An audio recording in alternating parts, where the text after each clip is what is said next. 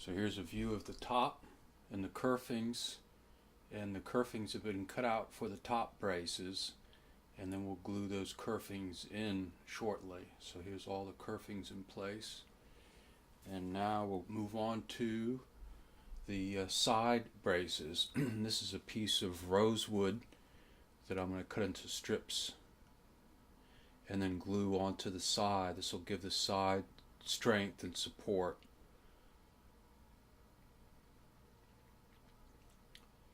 Here's trimming out some more of the kerfing for the back braces. So you can see here the kerfing has been reinstalled on the top bracing slots.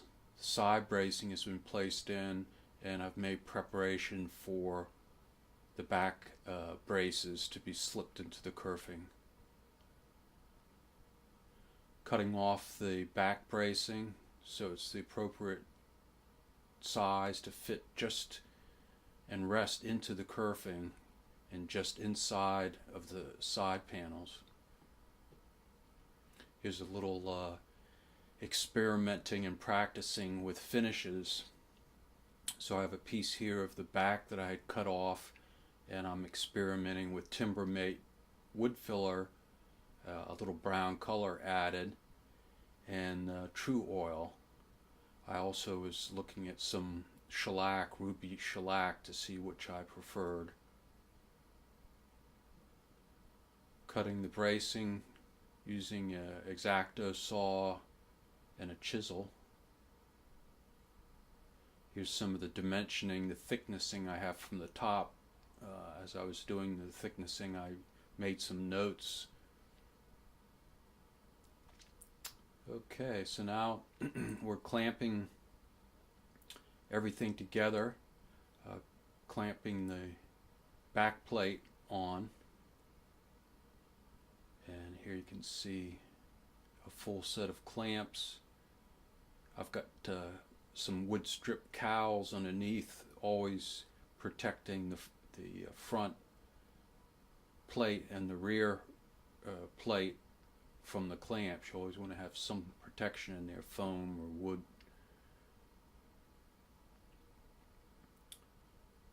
Here again I'm showing cutting the kerfing a little bit so that it'll rest on top of the braces in the back.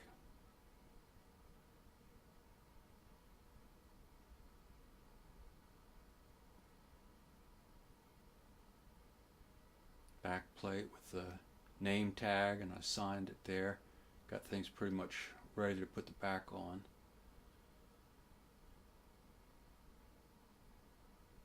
Here's the clamping using the Titebond glue, and here you can see the back being clamped to the rest of the body assembly.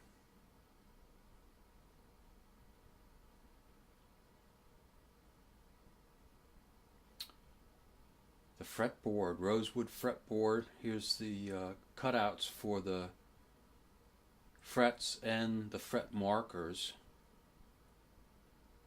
You'll notice the cutouts for the frets don't go all the way to the edge, so that the sides of the frets won't show and you won't have those rubbing up, possibly rubbing up against you as you slide your cords up and down the neck. Back of the headstock. Here's the guitar, and I've got it in pretty good shape here. I've pretty much got everything finished. You can see the shine on the French polish on the top, rosewood bridge in place.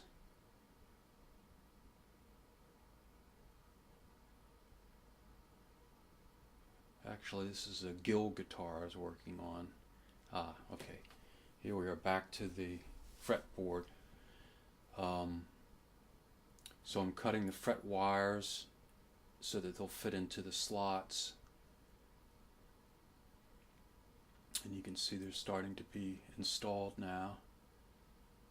I've got the fretboard secured with clamps to a piece of wood, just so that as you hammer in the frets, it won't cause any bending of the fretboard until it's placed on the neck. Here I'm checking out the mother of pearl fret markers, polished them up a little bit, making sure they'll fit properly. Tapping in the fret wire.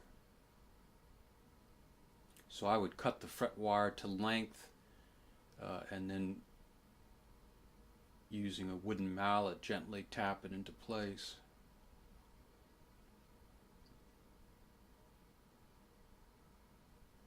You can see maybe here where I was actually cutting the ends of the fret wires so that they would fit in the slots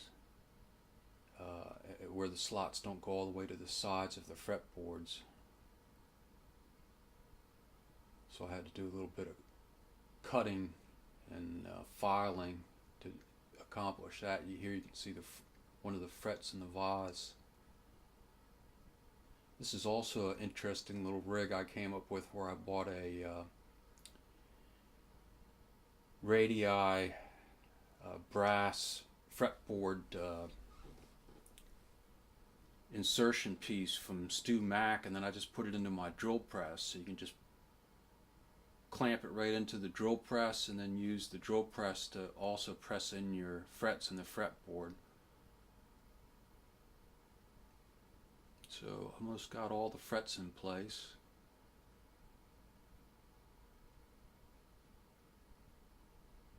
Here I'm doing a little sanding. Did it outside because it was kind of dusty, but just doing some sanding so that the sides are pretty much flush. The top and the back are pretty much flush with the sides. A little tape to protect it just in case I got a little too close. Here I was cutting off a little excess too. Okay, pretty much ready to put everything together here. You can see the truss rod. I inserted the truss rod in the neck, and the fretboard is, all the frets are in place.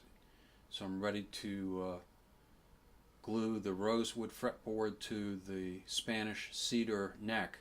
I used a little fingernail polish remover on the back of the rosewood because rosewood is very oily, so I'll usually rub it and get off you can actually see purple color that comes off the rosewood, so that the glue will adhere a little bit better. Okay, now I got the fretboard with the tight bond, clamping it onto the neck.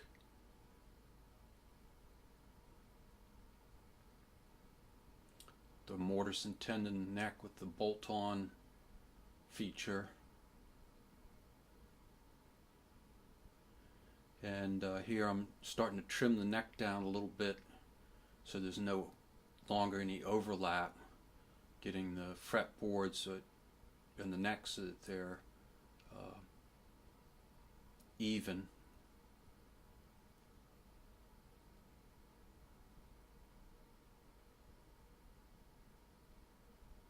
Nice summer day. And now I'm starting to touch up the neck a little bit using a finger plane, some sandpaper, trying to get everything smoothed so that it feels right, looks right. Okay, so here I'm doing the bridge placement, and to do the bridge placement you have to be very precise. It has to go exactly in the right spot, so you make 3 key measurements to make sure that everything's correct, and then I'm using masking tape to mark the location for the bridge. Here I'm getting ready to cut out the tuning machine holes in the headstock. I use this Martin template to mark the positions where they go. Okay, so I've got my Martin template on there just to make sure I don't goof in my drill press. So I'm drilling the holes for the 6 tuning machines into the neck headstock.